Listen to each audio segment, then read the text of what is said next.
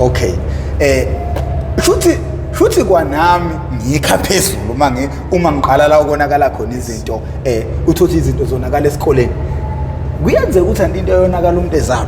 Mina I honestly and completely believe ukuthi konakala ngizalo. Ukuthi ngizalwe ngile nhlobo yomuntu enguyena. Ukuthi ngizalwe ngine gene of addiction. Because I understanding yami mina ehambisana ne recovery yami, which I believe has been successful, by the way, recovery yami. Yeah. Ukuthi addiction isifo, disease. Yeah. Esi genetic ngamama ziyathelelana. Yo. Futhi isifo si chronic illness.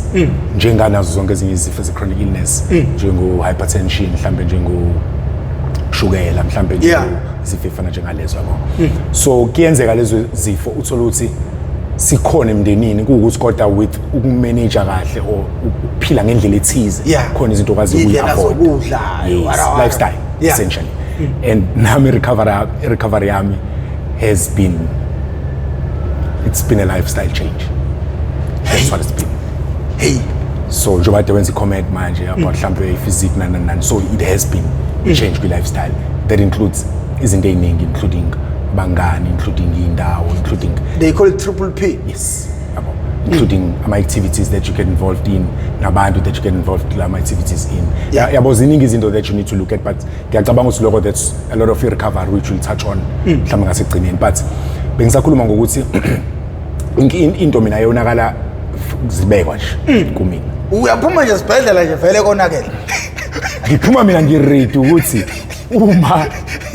uma uke wangisasazela ngento ethize ngizoyibamba ngiyidedele, yabo, because into edala ngize ngisho njalo ma bro, bakhona abantu even ezingikhula othola ukuthi ne-experimenta nabo izinto. Niqale nabo ukuphuza utshwala, niqale nabo ukubhema insangu, but abanye bakwazi ukumanage, abanye bakwazi ngisho ukuyeka even illegal drugs. Because I ended up getting involved no cocaine, no rocky, no nebatini and all sorts of things. Nemet ngangayizama yabozi cishe yonke into engayihlangana nayo mina ngangayizama.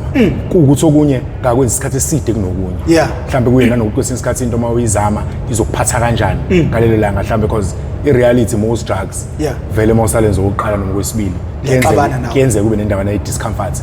But because of lezi ngondo ezidunyelwa esinazo uyizama uzuyithola indlela ukuthi lingabe lisakuphatha kabi, akithi yabo. So into engizama ukuyisho ngithi ngingabe ngiyile addict nami le eyenza kwasani ehlangane nayo. Yayibona leyo.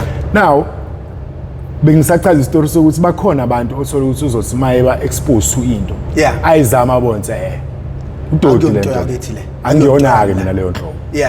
So mina mengayizama into umzimba wami nje woma ukujabule kakhulu kuna before it always used to seem like the next best thing if mangase ngisho kanjalo. So kufanele nje ukuthi mawukade udla isinkwa esinerama yodwa bese umuntu abanazo introduce ujama uthi kanti khona into enje uvela uthi ngisho sesikhabuka isinkwa esinerama yodwa awusayingenda baya ngoba usiwazi esinojama sengaze esinojama. Okay my brother, if uthi lento uthi uzalwa nayo like futhi iba kuma genes wakho, angithi umuntu wesifazane bathi ingane emayizalwa ithatha 23 chromosomes kamama, 23 chromosomes kababa, which is 46 kuhlangana konke kwena. Futhi mekuthi kunomuntu lapha ophuzayo phakathi kwabo noma access yophuza kunomuntu okuyena owamlethe emhlabeni owayephuza, futhi kulama genes isuke ikhona lento ngokusho kwakho. Awungicacisele lapho my brother. Ngizokuphendula kanje. Akekho noyedwa umuntu odakwa yedwa emndenini. It might abahlambe ekhaya lodwa njengasekhaya nje siba u3 siyingane bese kuba uma nobaba kasekho sasiba u5. So uma nobaba bebengaphuzi bengayisebenzisa idamu bengenza lutho. Okay, ubaba used to drink esakhula, but for whichever reasons wakwazi ukuyeka nje izinto zakhe zihamba zaqonda. But kuthina ekhaya nje basibathathu nje ngizogxila kumina saba nayo inkinga yophuzo oludaka noma idakamizwa. But uthola uma usuthi uyabheka ngaphandle emndenini kwabanye abantu generation yethu bakhona abanye na ku generation yabazali bethu bakhona, as a matter of fact na ku generation yomkhulu bakhona, yabo. So iyayikhulunywa lento kuthiwa i-generational curse kufanele ihambe uyibreakwe and ngiyacabanga ukuthi umuntu onjenganami you're the chosen one, man. adlale indawo enkulu because we have this understanding sesiyabona ukuthi mhlawumbe yini engenzeka okwethu sekukuzama ukwenza lokho esibona ukuthi kufanele kwenzeke sizame all we can angisho njalo yeah no man ake sikene ngohlelo la khona nina bendlondle nophapha ekhanda kamenzi ndaba kawulalelele umuntu omemezayo ngathi yakhalela uthi igula lika Jama lichithekile nina bakamphuthu bovu njengegazi awu nina bakashishiliza ngedidi kwelemahulu limhlabela imbedula awu nina amadoda besiqhaga bathi siyadla sidlodlobele sibeka isihlangu emadolweni nina bakadalinyeka awu nina bazukulwane bakaphalo ngiyabingelela nina bendlamhlathi kamayekisa nobingelelayo nguprofessor ngingokamkhize ngidaba kaphansi kanongoma esigodini sakabho umthetho ngasohlangothini la kamandlakazi mangabe uyaqala kuba ingcenye yohlelo lethu le oyethameli how I ended up in drugs okuhlelo ngaphansi kwesitebele iMP TV1 lapho silanda khona abafowethu nodadewethu abavele ngeshiya ezidakamizweni ayi namhlanje nginilethele nasi isikhaqa sensizwa amadoda asikhulume siyashiblika amadoda ayizongihlupha ke intombi ngawo kodwa vele uzoyishina akikho available zinokungihlupa bethi awungithathe ngiyigezelena nami ngokugezile nginilethela yena namhlanje bafowethu yeah siyacela ucindezele subscribe button ucindezele nebell ucindezele ibell kuzokubeka emathubeni ukuthi makunesinye isiqephu esisiposayo uzothi mawungena phakathi uyitholele isiqephu sangalolo suku namhlanje siphethe umfowethu oke wayihamba indlela yezidakamizwa kakhulu njengoba Umuzi oyichaza ukusuka nokuhlala kwayo bafowethu ngicabanga ukuthi la kuzosizakala abantu abaningi kuzosizakala abazali abanezingane ezidakamizweni kuzosizakala abantu abasezidakamizweni kuzosizakala izingane ezingakangena ezidakamizweni ukuthi zigcine ingangenanga ezidakamizweni ngicabanga ukuthi namhlanje sizoqopha umlando kule show le ngendlela eyisimanga umfowethu uphethe nezincwadi ezimbili azosenabela ngazo bafowethu ngiyacela ngifuna ebantwini abawu 10,000 abazobuka i-show ngicela abawu 3,000 bayithenge incwadi ngicela abantu abawu 20,000 abazobuka i-show abantu abawu 6,000 bayithenge incwadi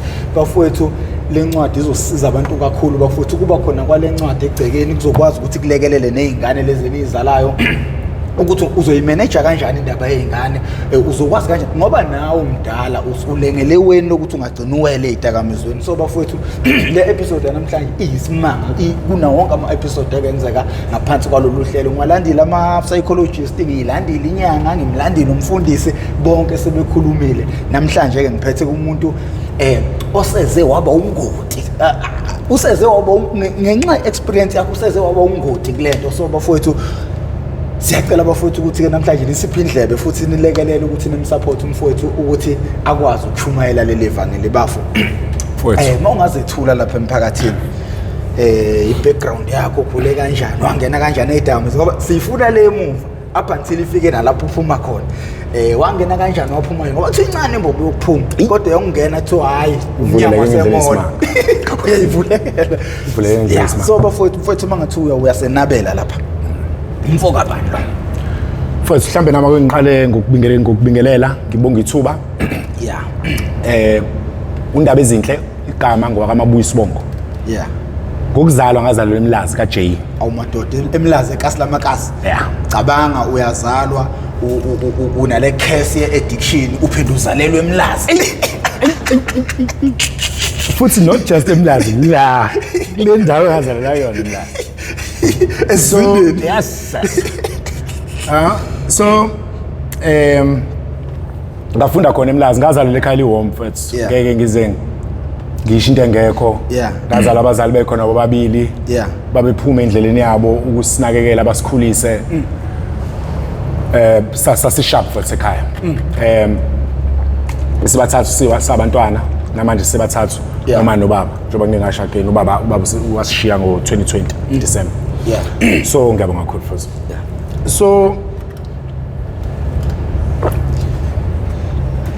upbringing ngibe decent ngafunda eTholisa awazi uMlazi kaJay ngifunda esikoleni ethize eTholisa ngafunda eSawela high school yami ayise Comtech ngafunda eComtech ngaze ngaqeda umatric sengila eComtech so at around the age of 13 sasuka eMlazi sakwi suburb active Yellowwood Park okay to Mawuya towards town mawusuka ngaseMlazi mawudlula ngakoMobeni Montclair kuleyo ndawo just on the other side of Montclair so but around those times ngisuka elokishini ngokuhlala ke manje sohlala eLoad Park ngase ngiqalile ukubhema ugwayi ngase ngiqalile ukubhema insanga ngangina 13 ngaleso sikhathi so mhlambe sengihambe kakhulu mina nga-experimenta ngogwayi wokuqala ngisafunda e-primary kube ziyabekwa like influence wayini ungene kugwayi kwenzakalani so mina abafowethu abadala babebhema umalume khona babebhema uba umncane khona babebhema khona nje uthisha mina ngimkhumbula nangegama kwekuthiwa uthishugumbi e-primary uthishugumbi wayefaka i-perfume ngathi sengimdala ngagcina sengiyazi ukuthi iyini ngikhumbula leli phunga engangilinuka ngisamncane but leyo combination yakugwayi ne-perfume yayingibulala ngiyingane so mina ngikhula I knew ukuthi ngizobhema mase ngimdala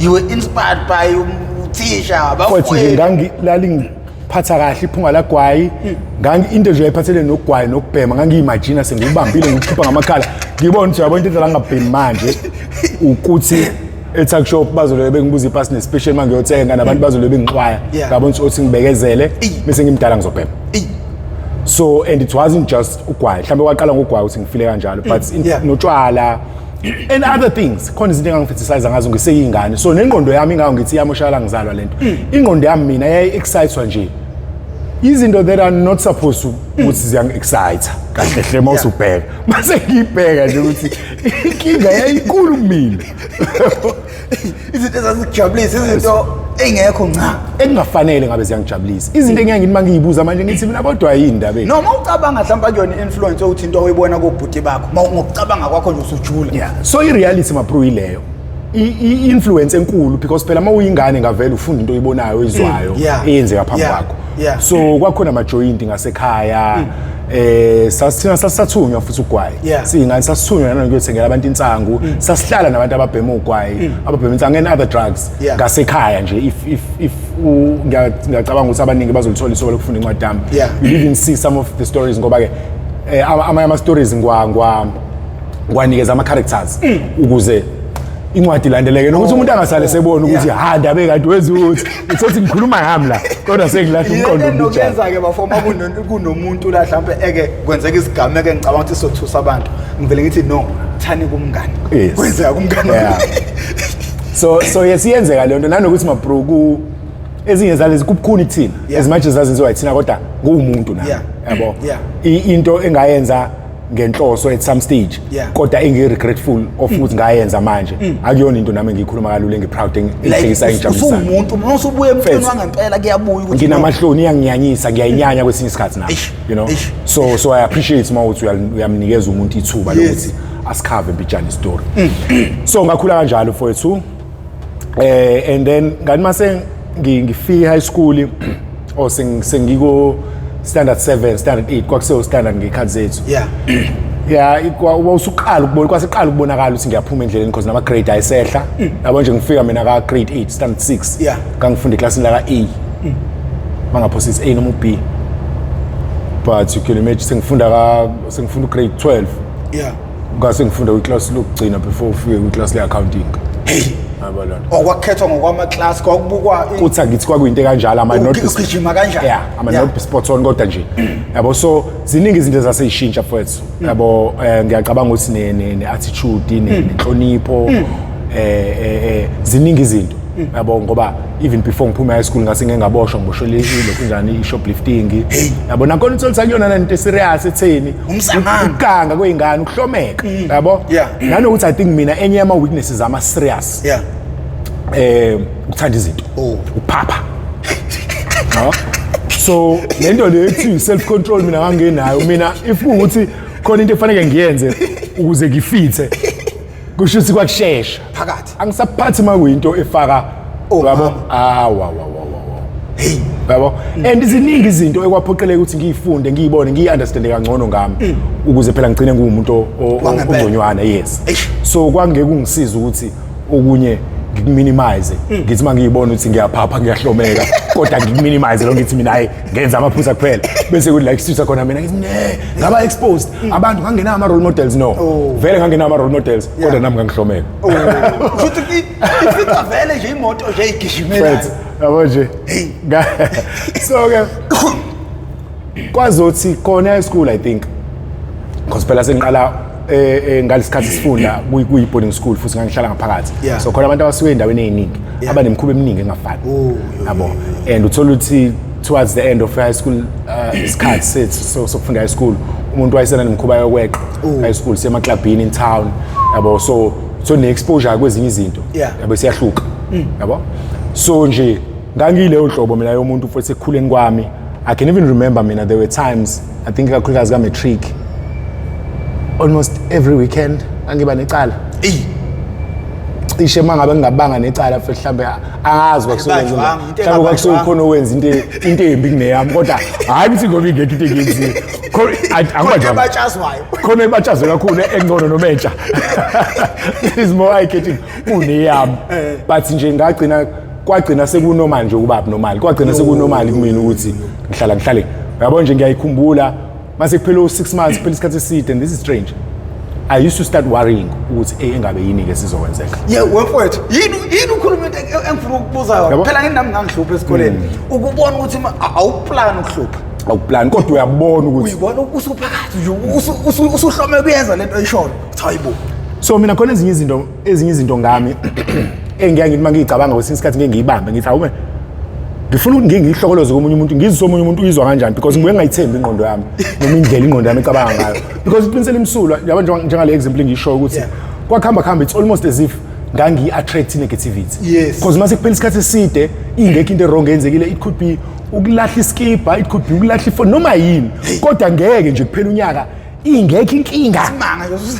ngingajahwanga umuntu nje futhi ukufa kwakho phela yabo so and speaking of ukufa because enye izinto ezagqugquzela ukuthi at the end of it ngize ngicine sengiyeke ukuthi ngabona ukuthi ngase ngi-experience yonke into sekushoda ukufa ngabona ukuthi hayi la ngeke yabo and ngiyacabanga ukuthi kwangisiza ukuba igwala ngoba ukuba I think nginesibindi esiwuphukuphuku futhi kodwa ngenhlobo ethize yesibindi khona isibindi engingenaso khona isibindi enginaso yabo ngiyacabanga ukuthi kuzobe ngisaphila namanje ngimile lapha phambi kwakho kwashoda enye inhlobo yesibindi uqhubela phambili ma bro ka matric I barely made it mangithi I barely made it ngisho njalo exactly ngacishe ngafail waphuma embobo kakhe yabo ka matric mina ngibhale exam angaphosisi we were even suspended ngiyakhumbula ukuthi matric dance I just attended the formalities ngalandwa abantu basekhaya nakhona ngase ngincengelo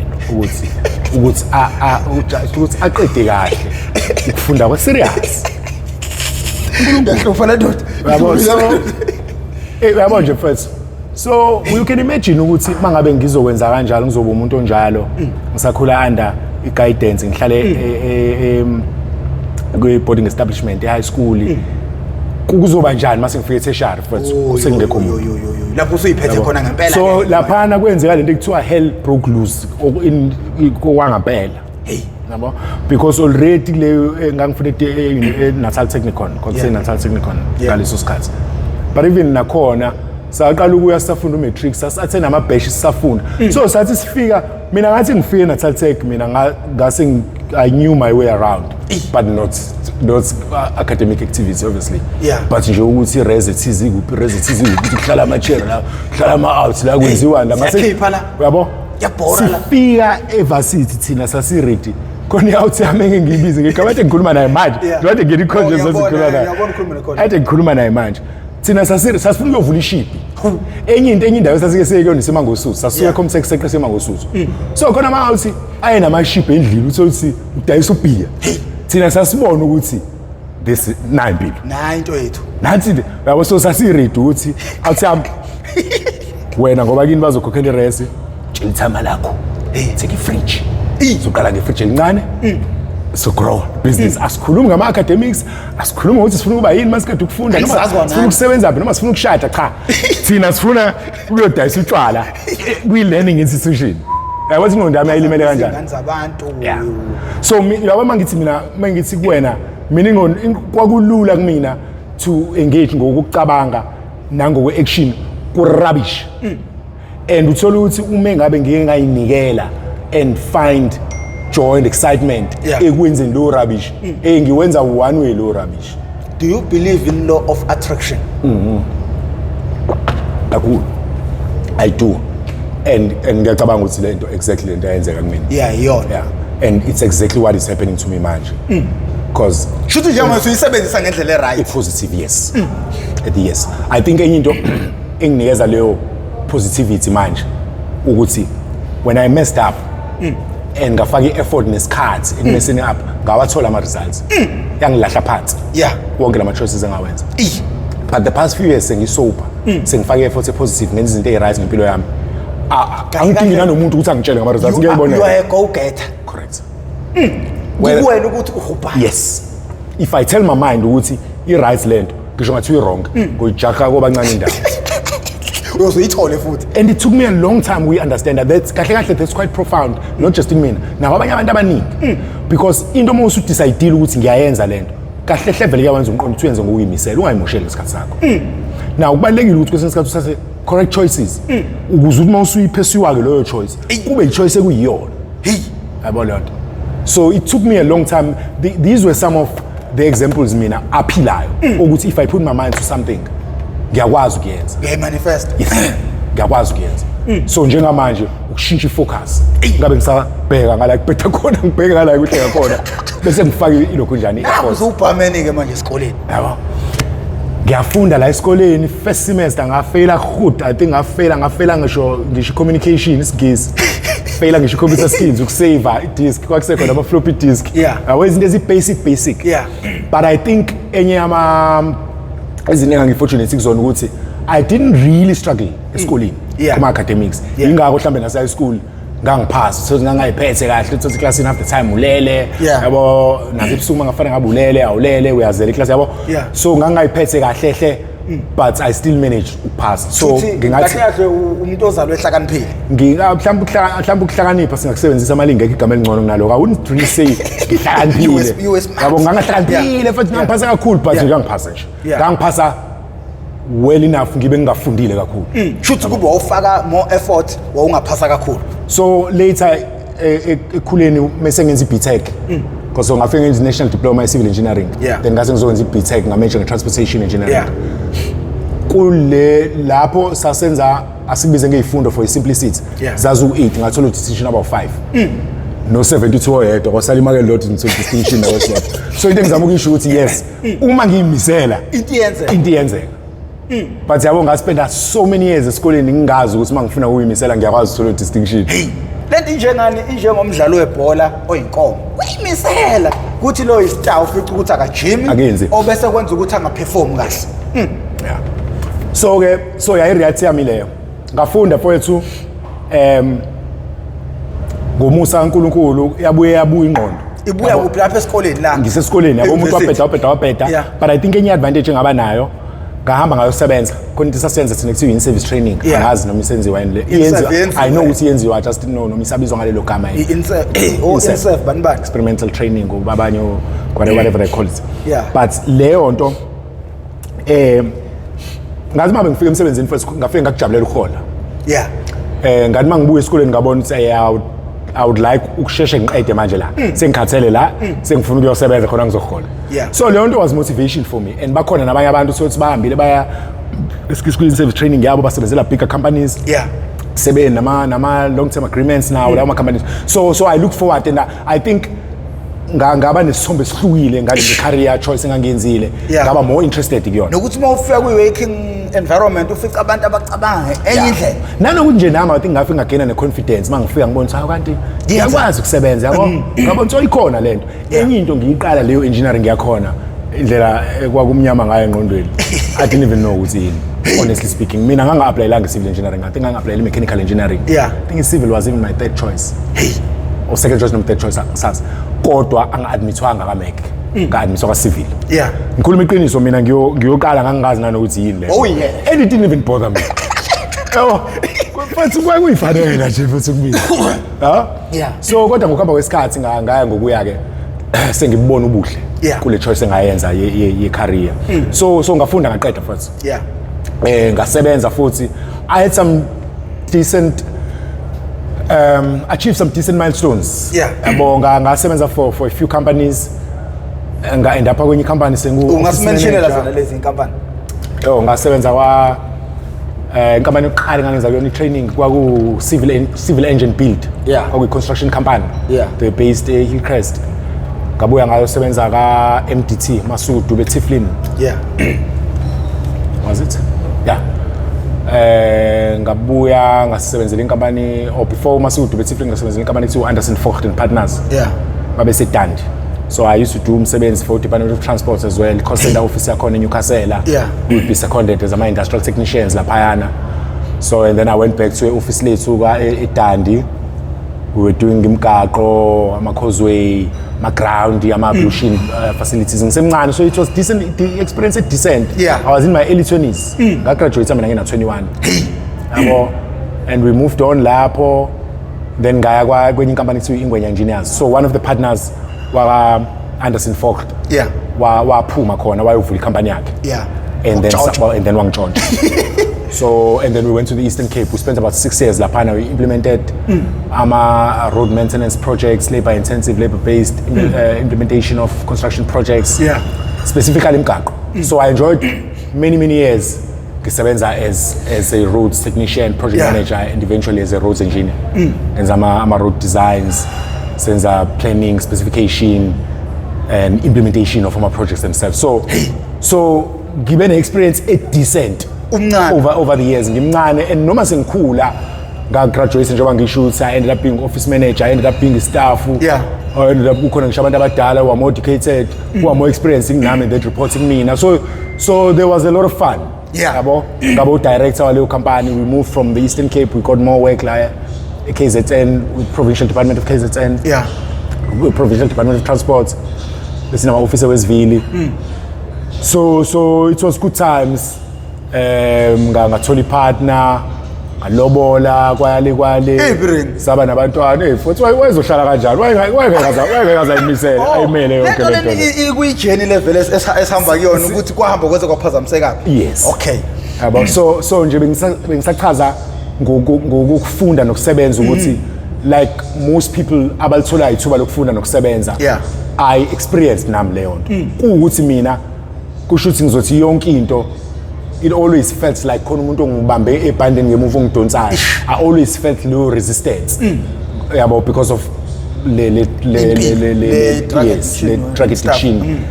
Nanokuthi i-drug addiction siyilimited thina to just mhlambe shooting a line of coke or ubhema iqhuzu le-rock. There is much more that you do. Ngoba nje ubuphuza nje khona indawo ohlala kuyona ibar. Khona abantu abayiphathi ohlala nabo kuleyo bar. Khona inkulumo enikhulumayo kuleyo bar. So it becomes a lifestyle. Egcina yabo isinomonakalo much bigger than just ukuthi uphakamise iglass yabhiya wayiphuza. You know. So besikhuluma ngokufunda nokusebenza. Ukuthi lokhu inserve yona eyakuvula ingqondo.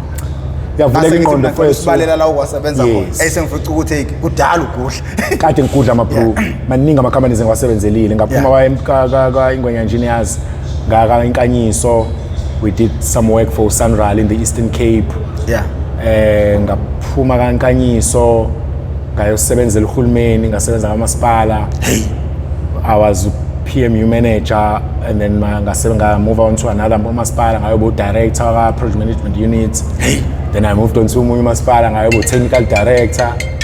You know, so sebenza komasipala about 3 nakhona ama position ahlukile. So ugcina sengiku senior position. And uyabo ukuthi ukudlile bo kukhuphuka nenyuku, kukhuphuka nokubhema. Kukhuphuka yonke.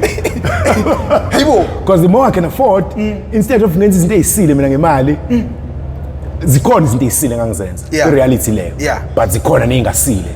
And apha sezingidonsele emuva engangizenza. So that's career side of things. Kade sikhuluma about relationships and family and so on. So obviously the more I get involved kuma drugs, nempilo that they come with. Iyangikhatha leyo nto ekhaya. Kube siyabekwa nje awuthembekile ekhaya. Bajola. Yabo? Cheat. Ngoba phela kwesinye isikhathi kuzofanele ube kuzofanele kube khona umuntu enizokwenza naye lezi zinto ozokwazi ukuhlala naye. And ngikhumbula usukhona umuntu umfazi osile ekhanda ongahlala nendoda yakhe. Uyayibona leyo nto ibhema idakamizwa. So you do find, and I take nothing away, angifuni ukuthi abantu bangizwe kabi ukuthi ngithi umuntu mayikwazi ukwamukela ukuthi indoda yakhe yenza some bad choices or ifro yakhe yenza some bad choices, angisho nalowo muntu angasile abantu bangangizwa kabi. But personally I wouldn't have a girlfriend that does cocaine for an example. Yeah. Regardless of ukuthi ngikwi-recovery manje or not. I just wouldn't get involved nomuntu owenza into njalo. So kwahamba futhi ubudlelwano bwamosheka. And angiblame umuntu ngaphandle kwami because ama choices enziwa mina. Uyabo kujwayelekile ukuthi mase abantu ufike wone bese ufuna nokuyikhethela ukuthi banishwa kanjani. Ufuna ukuthi but you were too harsh, but you it is out of proportion indlela oresponding ngayo le nto. Awuwazi ufika udakwe bese uzomtshela umuntu ukuthi akakudinelwe kangakanani. So whatever okwenzeka kumina as a consequence of inqumo nama actions zami ngiyakwamukela nje futhi kunjalo. So yes, ubudlelwano bami baphela. I think fortunately for me ex yami understood ukuthi akusiyena undabelo yilezi idakamizwa egcwelekena. Ngaphandle kokungena kakhulu kwindaba yami naye, she was able to accept ukuthi ngiyagula and we never lost ubudlelwano. Kanganga ukuthi we maintain nokuthi ngibe nobudlelwano nezingane osekusebenzelile manje because sengumuntu. So as much as ube mningi umsebenzi that I had to do in terms of ukubakha again lobo budlelwano nge-rebuild leyo trust, uyabona nayo yonke lento ekade ikhona before yamosheka. It took me time, but I think it could have been worse if she hadn't. So I really thank her ukuthi wangivumela to recover and to find myself and you know, because abanye abantu ikakhulukazi umuntu mangabe usumonile yabo uyithola ukuthi hayi ukuthi ngobe kuzonda but God lo monakalo wenzile bayawufila yabo i-reaction to umonakalo wenzile iyona le esiyayibuka kube ngathi umuntu use unfair wamshiya umuntu wamenze njani umuntu. And by the way hayi ukuthi mhlambe wangishiya or anything like that. It was inqumo zami ezadala ukuthi ngize ngiphume ngesicapha esho yena ukuthi nabe let's work things out. You need help, you need push. Kuukuthi kodwa futhi waye adamant ukuthi I'm not going to tolerate lento yabo whether or not une illness, whether or not udinga usizo, but njoba kadusho ngizokusiza mawu uzolwamukela. Kulula ukuthi usize umuntu ofuna ukusizakala. And I think at that time it was quite obvious, even nami ngiyazi ukuthi ngangafuna isizo lamuntu. I didn't think ngidinga usizo. I thought everyone unesicefe, I thought everyone unehaba. Kanti uthi bethu abantu nje banehaba bayathanda ukukhuluma into engasishu ukuthi mfowethu I got this, ngisabhema mbijana ngizoyilungisa. Hey, what a kid. So my bro, so I lost that. And then mhlambe siqedele kahle emsebenzini. Kwahamba emsebenzini. So mina i-addiction yami mabro ihambe yaze yafika la ukuthi bese kufanele ngibheme every day. And ngale ngathi ngibhema every day. So mina I smoked cocaine for about 11 years from around 2007. So and then just before ngiyeke, in fact mhlambe about 2 years or even 3 before ngiyeke, I got introduced to rock. Nakhona ukuthi mhlambe uthi ngihleli nomuntu obheme rock. Ngelinye ilanga mina ngibhebela le cocaine yami. Uyena kodwa usebenzisa rock yani. Ngelinye ilanga ngizigcinise ngithi awuthi ngizwe. Ngisazi noma kwasho mina ngathi hayi futhi nginamanga. Akushongo mina uthi ngizwe. Kwasho yena ngoba wayeutsotsi wayengenayo imali. Ngalelo langa.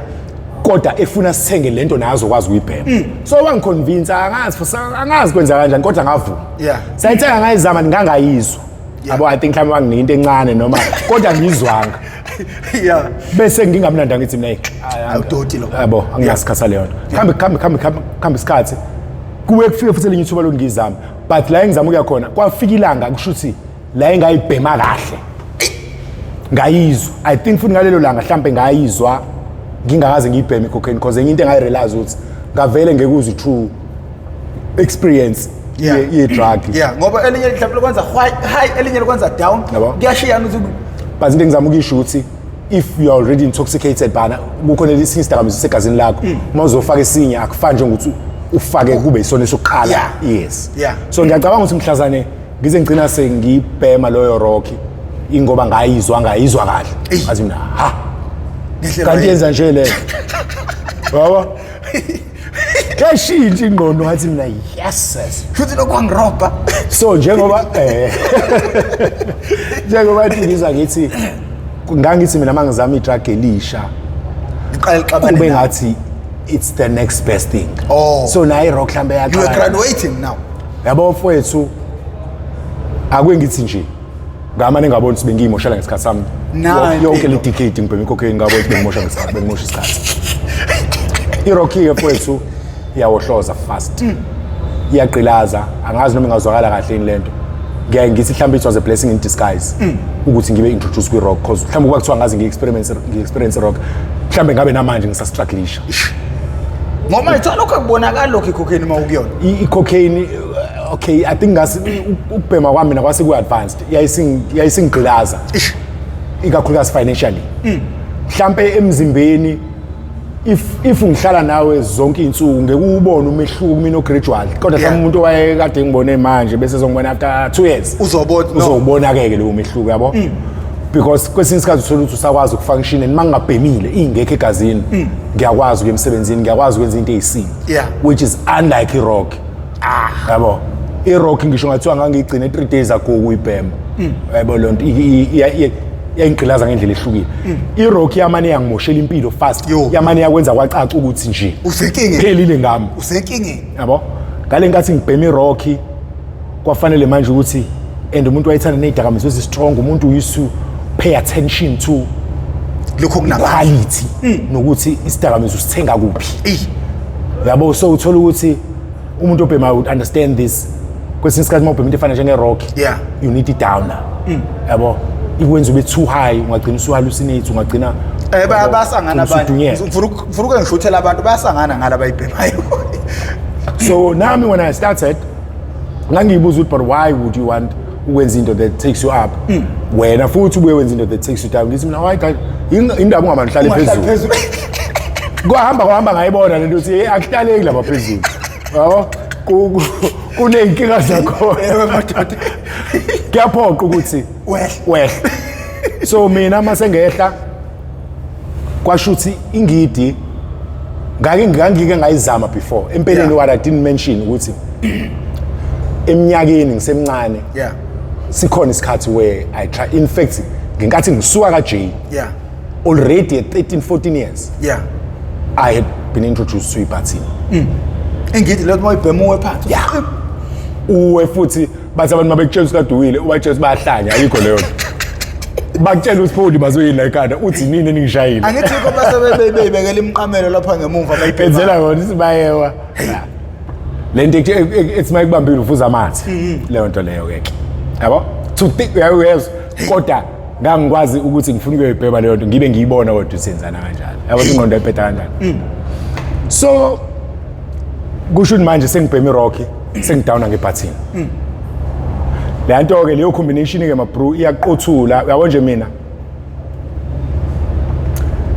ngi-end up ngingasakwazi ukulala ebusuku ngi-end up into ekuthiwa i-routine whether eyokuya etoilet whether eyokulala whether eyokuxubha whether eyokugeza whether I lost yonke leyo nto leyo uma ngibona yimi ngaka manje ngangu-size 28 in fact ngangewona u-size 28 because uyibhluke elu-28 lalehla mangigqokile ngaleso sikhathi ngase ngibinge 6 days 7 days uthothi ngihlala 7 days without sleep yabo lo so impilo laphana yayisi kwasekubheda ngangase mina nami ngase ngiswa honestly speaking ngangasayithandi nami yabo so kwasekukumbi mfethu laphayana ngangasathembekile ngangasayithembi kwasamina ngangasafunje nanokukhulumisana nabantu because ngangazi you were still at work you were still working so yes for a while ngasebenza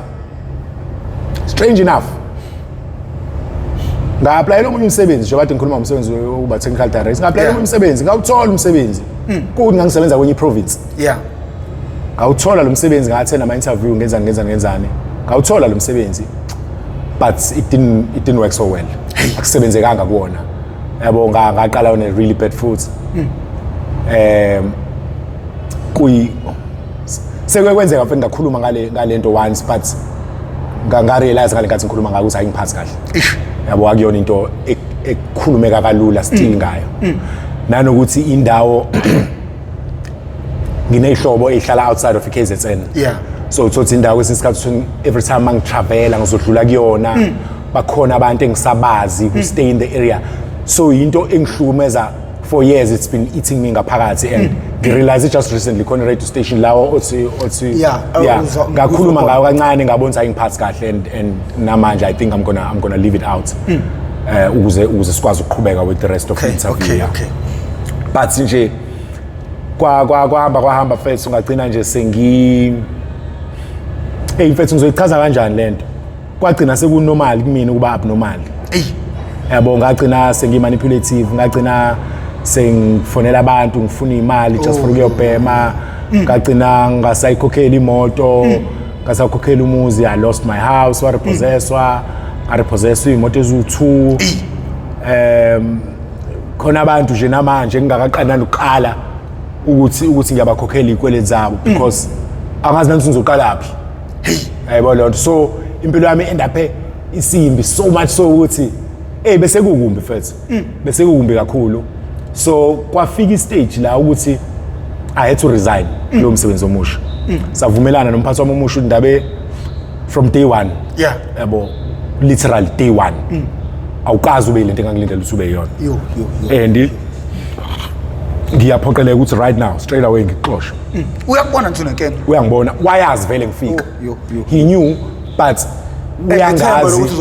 uyangazi from yabo kudala sake sasebenza naye and sasebenza grand I was already on drugs sasebenza naye elsewhere but sasebenza kahle naye yabo so there are certain things ayithanda khona izinto ayithanda ngami you know that there are good izinto engizenzayo there is a good side to me ukuthi yabo nansi into ebuye imosha izinto so ngaresign first kodwa ngaleso sikhathi I knew ukuthi I can't carry on ngalendlela anymore I knew ukuthi angisayithandi and ngase ngisaba njengoba ngeke ngasho earlier ukuthi into ezolandela la ngizoshona because vele mangibhema sothi angisakwazi ukubhema kancane yabo sometimes sothi ngiyabhema ngiyaqhaqhazela ngize kube ngathi ngilimaze yabo nje umlomo uyilumele izinto ezifana njengokuthi ilondo zomkhuhlane u27 on the sides of umlomo ngisaphatha olimini my throat will be sore sothi angikwazi ukukhuluma yabo kahle zase zingigulisa idakamizwa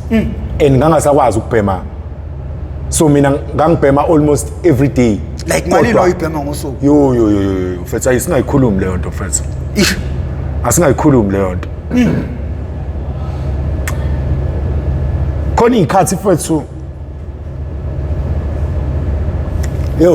yabo mangabe ngithi idakamizwa it's not just cocaine for an example idla imali yakho but ubhema cocaine uphuza ugoloko ufaka petrol emotweni and imoto iduma kuphela weekend yonke imoto up and down uyabhuka yabo kwesinye isikhathi niye emaclubini yabo uthola ukuthi wena ngeweekend friends angazi ukuthi ngathi umuntu waye end up spend omalini but kwakwenzeka ngelinye ilanga mhlawumbe on Friday easy 20 blocks mina nomngane abaspenda ngisho u40,000 usolodwa ngeke futhi ngakuthi umtshele lutho ngeke umtshele lutho yabo nama ngithi 20 manje kwesinye isikhathi ngithi ngiyayiminimize yabo but easy yayipheli weekend uthothi clipper liphelile futhi uneyikweletu mase liphelile upetrol imoto ayina petrol ingcolile uyagula akuyeke emsebenzini uphelelwe imali nje that's nothing khona izinto ekusafanele ukudile nazo yabo ihambisana nalo uqeda kwakhe imali so mfethu impilo end up ingasekho grand because khona ikhathi la engase ngifela naye ngicabanga uyiqashula a few occasions kahle hle nalapho ngasizokuba igwala mina because khona indawo engase ngiyi-identifyile ukuthi ngizoyifaka la imoto iyona nto engangikithi mangabe ngicabanga ngokuyibulala ngiyibone kuyiyona nto engayenza amaphilisi nani ngangikwe ngoba zazikhona ikhathi kwesinye isikhathi ngangibhema ngithi mina uNkulunkulu ngeke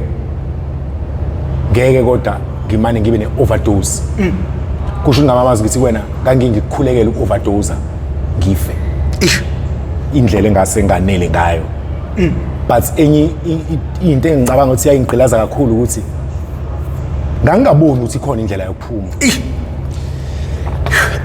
I think mina into yami yashintsha mase ngibona ukuthi man ikhona impilo ehlukile kunalo doti yabo, which is when I got to a rehab so fiyana lapho.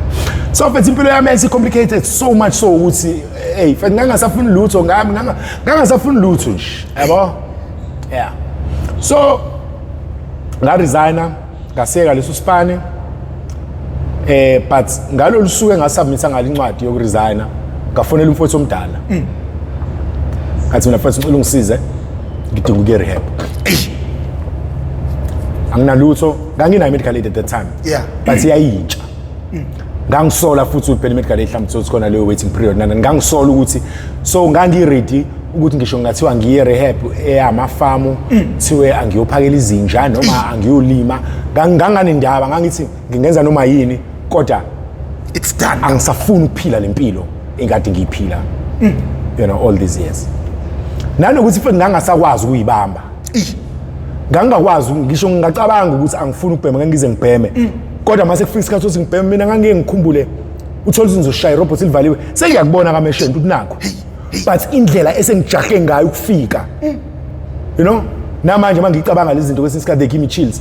Kwesinye isikhathi uthola ukuthi ngiyayibona i-turn off ekufanele ngabe ngijika kuyona kodwa engqondweni yami ngazuthi khona into engiphosesayo angeke ngisangena kule turn off ngithi mina ngeke ngiqale ngiyobhema sengingamane ngibe late fanele ngiqale ngiyobhema. So I had completely lost the control of ukucabanga wesika ama actions yabo. So I was not reliable fethu nje ngangiyona yonke into engekho grand ongayicabanga to your kids to umngani to abazali to a girlfriend or ipartner nje idakamizwa ezixabanisa nabantu abaseduze ma bro. Idakamizwa ayikho into positive that you can draw out of idakamizwa ayikho, and abantu abaningi I'm included si-confuse lento ukuthi mangabe usaqala it always seems like you've got it usakwazi ukubheka impeke yodwa ngo-Friday fethu end up uwethu ubheka amampeka awu-5 awu-10 awu-15 end up ubhinje iy'nsuku. I never understood mina ukuthi umuntu uhlala kanjani engaleli insuku eningi ngakubona ngoba sekwenzeka kumina uthola ukuthi usuyisipoke uyisikhova mawuthi ufaka isandla ekhaleni ubuye negazi clean mawuthi uyayibuka emqaleni lapho ethe ubovu umqala wonke you feel like uzofa. If kuthiwa yabo manguthi uphuza into espicy ukudla into espicy kwakuthi ngangikhala inyembezi ngamehlo ngisho into enosawuthi nje. So mina uthola njalo mangabe ngidla engathi ngaphuza ngadla ubisi ngidla yogurt ngidla uswito noshukela yabo. So into engase ngikwazi ukusurvive ngayo kwakuba lezo zinto ezisoft kanjalo but ukuthi ngizodla ukudla kwespoon nanokuthi uyanqena ukuthi eyoliqeda nini leli plate jakho kuyobhema yayibona leyo. So nje mfethu yonke into enormali ekwakufanele ngamuntu uyayenza eyisidingo sempilo umuntu had stopped doing all of that. My brother ngathi sidla amaningi sakeni kunjani ke sithi ukuyodla sibuye soqhubeka kulungile asenze kanjalo.